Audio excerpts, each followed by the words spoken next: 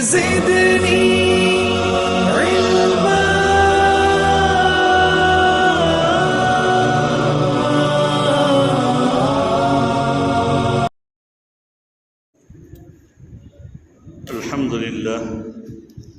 الحمد لله رب العالمين والعاقبة للمتقين والصلاة والسلام على سيد الأنبياء والمرسلين وعلى آله وصحبه ومن دعا بدعوتهم إلى يوم الدين. أما بعد، فأعوذ بالله من الشيطان الرجيم. بسم الله الرحمن الرحيم. إن عدة الشهور عند الله 12 شهرا في كتاب الله يوم خلق السماوات والأرض منها 4 حرم. صدق الله مولانا العظيم. وعن ابن عباس رضي الله تعالى عنهما أن رسول الله صلى الله عليه وسلم قدم المدينة فوجد اليهود صياما يوم عاشوراء فقال لهم رسول الله صلى الله عليه وسلم: ما هذا اليوم الذي تصومونه؟ فقال: هذا يوم عظيم أنجى الله فيه موسى وقومه وغرق فرعون وقومه فصامه موسى شكرا فنحن نصومه. فقال رسول الله صلى الله عليه وسلم: فنحن أحق وأولى بموسى منكم. فصامه رسول الله صلی اللہ علیہ وسلم وامر بصیامہ. رواہ مسلم. وعن عبداللہ بن عباس رضی اللہ تعالی عنہما قال قال رسول اللہ صلی اللہ علیہ وسلم: لئن بقیت الی قابل لأصومن التاسع. رواہ مسلم. بزرگان محترم، عزیزو،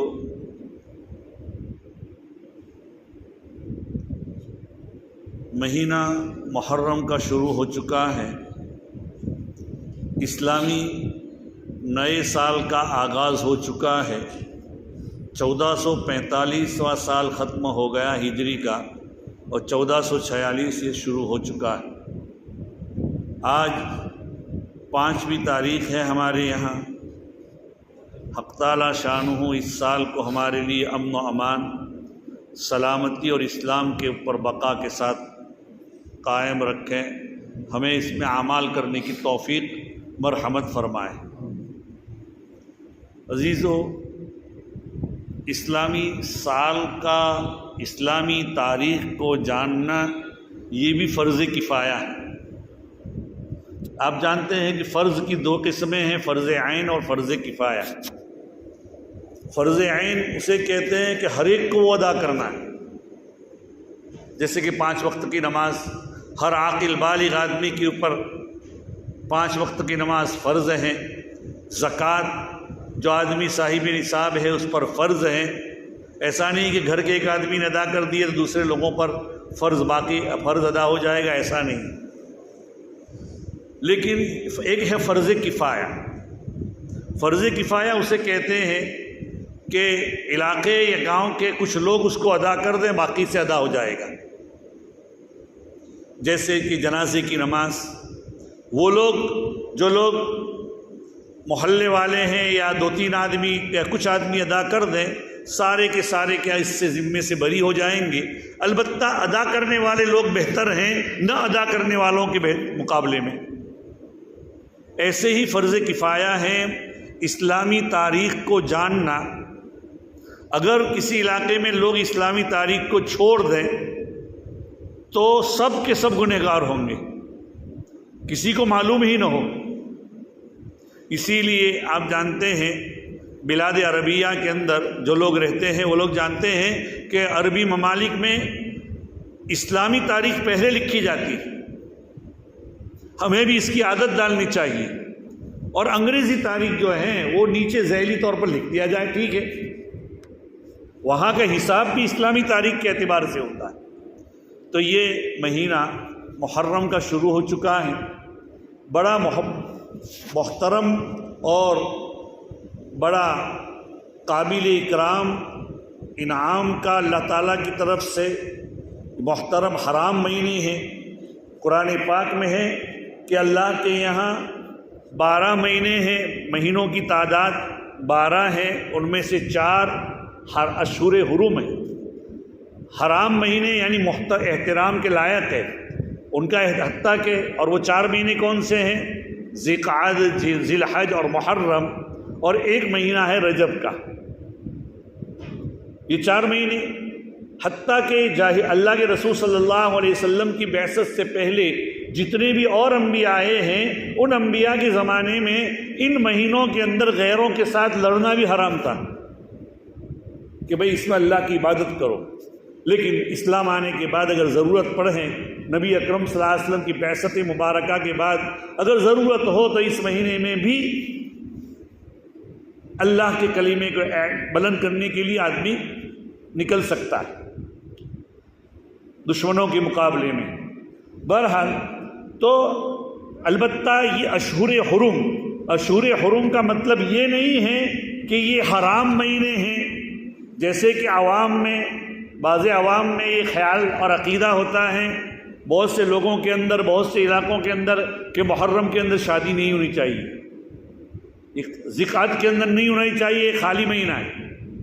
بہت سے لوگوں کا یہ عقیدہ ہے، بلکہ بہت سے لوگ آج بھی ناواقفیت اور جہالت کی بنا پر محرم میں شادی نہیں کرتے۔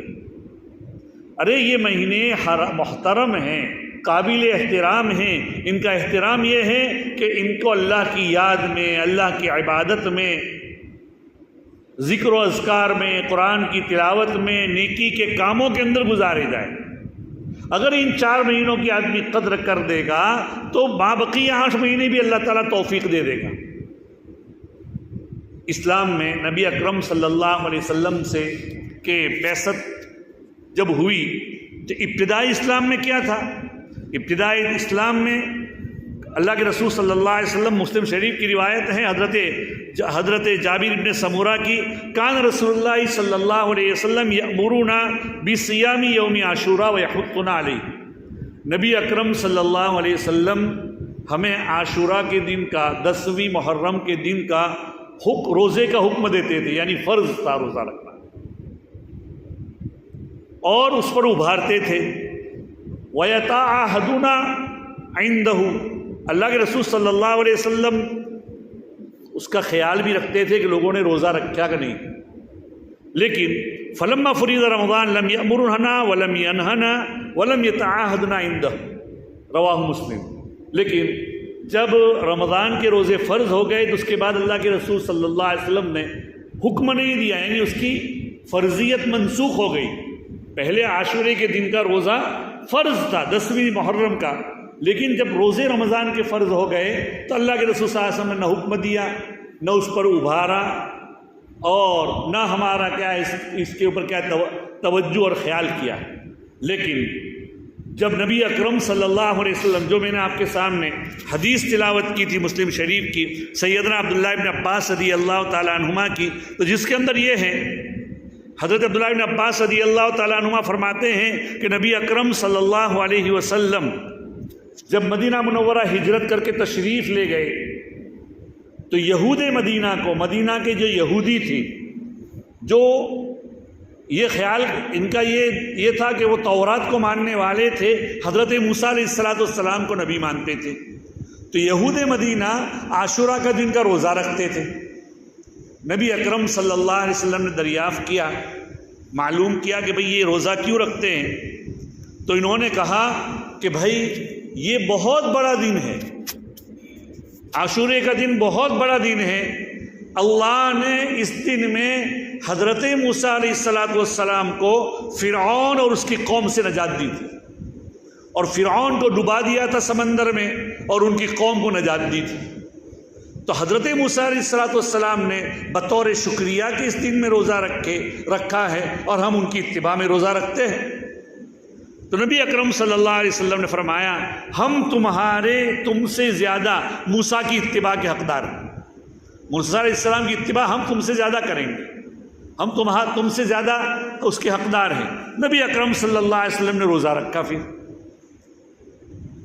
تو اس دن روزہ رکھنا ہے۔ دیکھیے اور دنوں میں روزہ رکھنا تو پہلے تو فرض تھا، مدینہ منورہ جا کر جب روزوں کی فرضیت ہو گئی تو آپ نے حکم دینا روک دیا، لیکن بعد میں جب یہود مدینہ کو دیکھا، مدینہ کے یہودیوں کو، کہ انہوں نے روزہ رکھنا شروع کیا، روزہ رکھتے ہیں، تو نبی اکرم صلی اللہ علیہ وسلم نے فرمایا ہم بھی موسیٰ علیہ السلام کی اتباع میں روزہ رکھتے ہیں،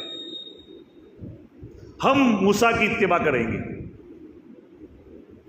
لیکن بھائی، اللہ کے رسول صلی اللہ علیہ وسلم کے انتقال سے کچھ پہلے اللہ کے رسول صلی اللہ علیہ وسلم نے فرمایا، عبداللہ بن عباس رضی اللہ تعالیٰ عنہما کی روایت ہے کہ میں اگر آئندہ سال باقی رہا، لئن بقیت الى قابل، اگر میں آئندہ سال باقی رہا تو میں 9ویں کا بھی روزہ رکھوں گا،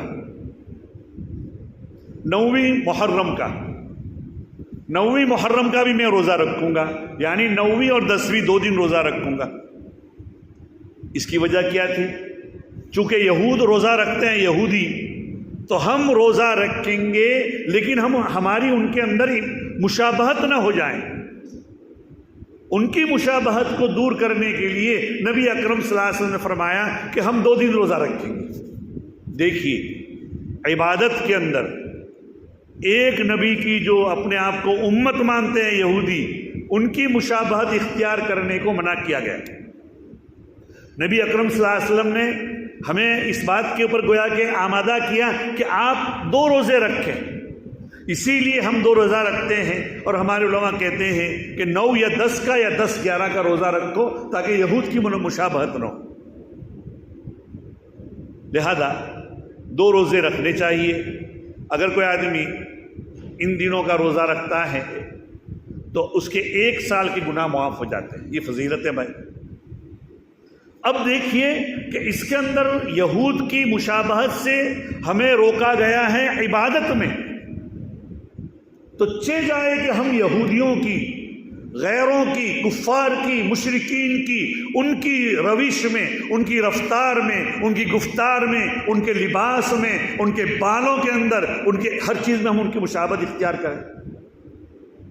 حدیث میں آتا ہے، اللہ کے رسول صلی اللہ علیہ وسلم فرماتے ہیں، من تشبہ بقوم فہو منہم، جو کسی قوم سے مشابہت کرے گا وہ انہی کا ایک فرد ہوگا۔ کل قیامت کے دن ان کے ساتھ اس کا حشر کیا جائے گا۔ ممکن ہے کہ حقیقت میں حشر کیا جائے یا شروع میں ان کے ساتھ کھڑا کیا جائے، جب اس کی کرتوت کی سزا بھگتے گا یا اس کو سزا ہو جائے گی یا اللہ کی رحمت سے معاف کر دیا جائے تو پھر جنت میں جائے گا۔ عزیزو، دیکھیے تو ہم اپنی رفتار میں، اپنے لباس میں، اسی لیے ہمارے علماء کہتے ہیں تم لباس وہ پہنو جو تمہارے زمانے کے صلحاء اور نیک لوگ پہنتے ہیں۔ آج ہم بال رکھواتے ہیں تو ایسے بال جو یہودی کٹ، اگر داڑھی رکھی ہے تو فرینچ کٹ، کہ یہاں سے کچھ کاٹ دی، یہاں سے کیا، یہاں سے حلق کرا دیا، یہاں سے کچھ رہنے دی، بال رکھوا دیے تو اس طرح یہاں سے نیچے سے بالکل چھوٹے، آگے سے بالکل اوپر سے بڑے۔ عزیز و دوستو، یہ یہود اور منافقین، اللہ کے دشمنوں کی یہ کیا ہے؟ مشابہت۔ اس سے احتیاط کیا جائے۔ جب عبادت میں پسند نہیں کیا گیا کہ تم ان کی مشابہت اختیار کرو، تو اس میں تو بدرجے اولا اپنی رہائش میں، اپنی زندگی میں، اپنی چال میں، اپنی ڈھال میں، اپنے زندگی کے دوسرے مرحلوں میں ان کی مشابہت اختیار نہیں کی جائے گی۔ اس سے روکا گیا۔ عزیزو، اس دن کے اندر جیسے کہ مشہور ہے اور بعض تفسیری روایات سے معلوم ہوتا ہے کہ اس مہینے کے اندر حضرت موسیٰ علیہ السلام کو جیسے نجات ملی فرعون سے، ایسے حضرت نوح علیہ السلام کی کشتی بھی کنارے پر لگی تھی۔